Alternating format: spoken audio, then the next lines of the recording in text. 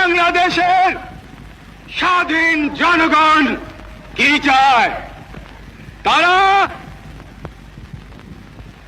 চায় বেঁচে থাকবার অধিকার, যে অধিকার আল্লাহ এই দেশের জনগণকে দিয়েছে। প্রিয় ভাইয়েরা, আমরা বেঁচে থাকবার মতো বেঁচে থাকতে চাই। আছেন আপনারাই আগামী দিন দেশকে নেতৃত্ব দিবেন, দেশকে গড়ে তুলবেন। এই দায়িত্ব তরুণ প্রজন্মের সদস্যদেরকে আজ গ্রহণ করতে হবে, যাতে করে এই দেশকে আমরা সুন্দরভাবে গড়ে তুলতে পারি।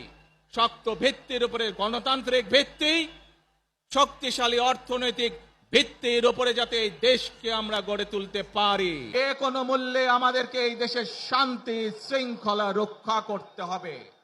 যে কোনো উস্কানির মুখে আমাদেরকে ধীর শান্ত থাকতে হবে।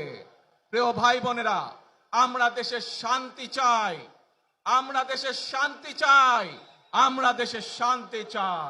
I have a plan